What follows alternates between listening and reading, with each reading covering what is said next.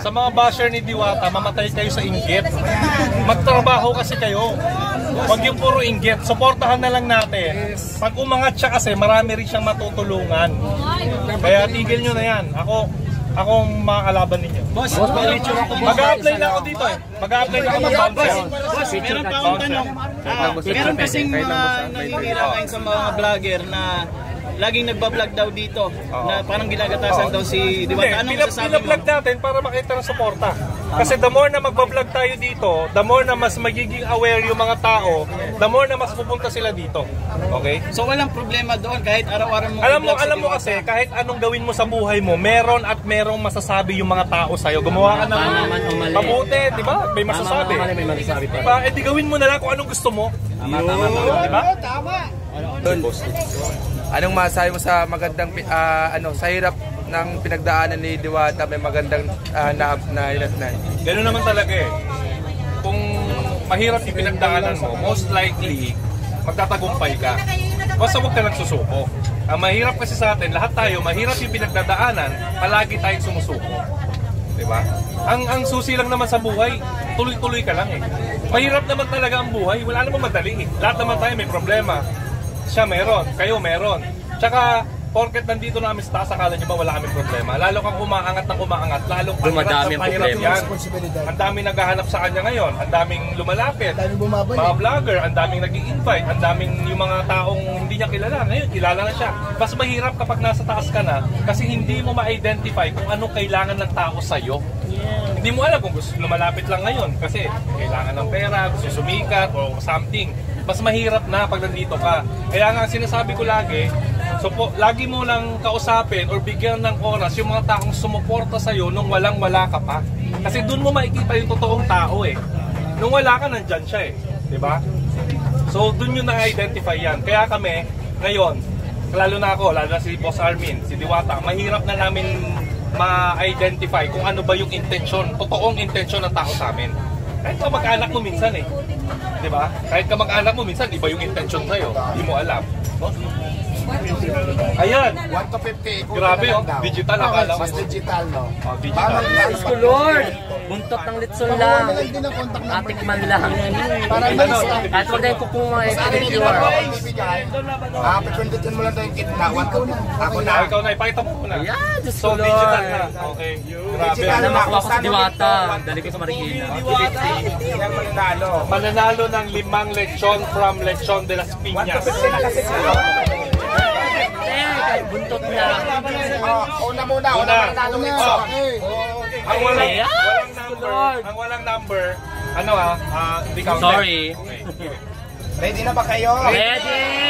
Pindutin na natin na yung unang mananalo ng ilang bag sa Armin. 5. Unang mananalo Kahit sakong lang ng litson. Huwag mong hilahin kuya. Dito ay pick up kung malapit kayo. Pag malayo naman, kayo ang Hindi, baliktad.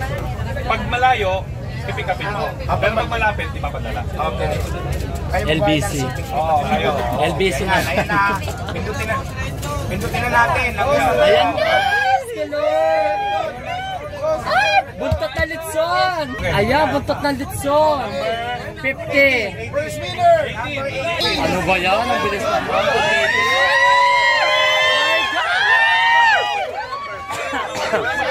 Diyos ko! Number 18! Diyos ko Lord! My God! May litson na si Kuya! Kaya kahit buntot lang ako! Kahit buntot lang! Limang peraso. Ayan, basta nandito ako. Kahit buntot lang. Fourth winner. Yan, kahit buntot lang, kahit buntot lang. Kaya apat lang na lechon. Dito na lang. Yan, kahit buntot lang. Sura mo na lang mamaya. Isang ano, Diyan ka lang. lima lang naman. Yan, kahit buntot lang. Buntot lang, buntot lang. Fourth winner. Pangalawang mananalo ng Litson de las Ayan, kahit buntot lang. Ayan na, walang daya. Buntot lang, Diyos ko Lord, buntot lang. 50, number 50, buntot lang, 50. Wala pa. Buntot. Number 49. Katabi ko si Nana. Tabi na po kayo dito. Wala pa.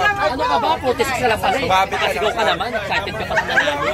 Excited ka pa nanalo to eh. Excited si Alam ko nanay. reporter na tawag ka na Litson eh. Excited si nanay. Tinjok pa ako! Diyos ko Lord! Tinjok pa ako. Diyos ko swerte mo. Ay pag-asa 4. Bakit wala? Ah, Diyos ko. Alam ko ikaw na.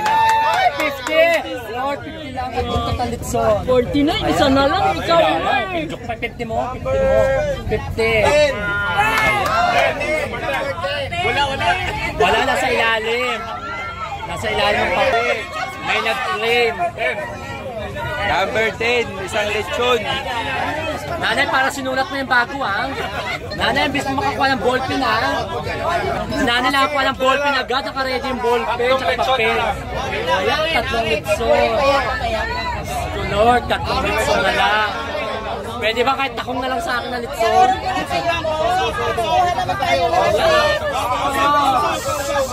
Para sa third winner.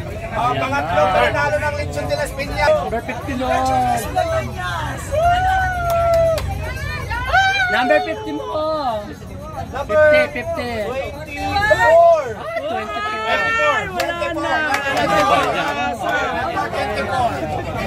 Dalawa na lang. Ganun pa tayo nilay. Makarating ba ng Marikina to? Yata makarating ng Marikina to. May ulo na lang mamaya, takas ko na. Yung buntot na lang sa akin, Mare. Pang-apat. Diyos ko, Lord. Pang-apat na Akin na yan. Ayan. Number 50 mo, B. Hindi, uwi ka rin mo. 50, 50 mo. 50 ka ba? Opo. Ang unang-unang binigay ni Sir, 50. Pang saradong number. Wala gitna! Ano ka ba? Ano na? Makasigaw si nanay. Wakas na kalas ka na nanay. Pinakabahan ako sa'yo eh. Ang layo-layo na number mo. Alam si nanay daw na. Nanay, alalamin mo isa na lang ha. Ano lang nanay. Pero pang last one. Isa na lang. Quiet. Ready na kayo. Pindutin na natin na. Balik na ito mga. Layan na. Yung kahit walang litson, si Rindon na lang. Ngayon lang. Kahit si Rindon na lang, wala nang litson. Okay na yan. 50 mo yan, B. Ayan, oh. Wala, B. Number 1. Ito, oh. Ano ba Okay, to? rehearsal lang One, to. ito po. Practice lang lang kayo ulit. Ano lang po yan? Sobrang. Mag-memory ka sa harap lang. May-ari ng Lechon de las Piñas tayo siya. Magbigay sa inyo ng Lechon. Worth 10,000 po. Worth 10,000 ang isang Lechon na imagine. Oh my God, i-cash na lang. Pag di na kayang tawirin. 1,000 each ang bawat isa. Thank you, ya. So bakit worth 50k yung pinamigay mo ngayon? 1,000. My goodness. Kasi rin doon, gusto ko sabihin. Ang gusto ko lang sabihin yun lang na nagkakasalamat ako na mainit na yung pagtanggap sa akin. Bisita ako dito. Siyempre, kasama yung mga kaibigan sa namin. Boss Toyo, punta ka dito. Si Boss Toyo, mapunta na. Salamat sa inyong import. Bigyan niyo ako ng panahon para mabisita yung Diwata para sa Overboard. Isang malaking karangalan bigyan sa isa. Basta suporta ako sa'yo kung anong kailangan mo. Maraming salamat sa Lechon. Mas mukha ako nabigyan tamang-tama. Ay pumunta na kayo mamaya. Yan, sinendon na lang sa akin. Katulad ng phone. So, Kahit picture na lang, B. B, kahit picture na daling ko sa Pangasinan yung mukha mo.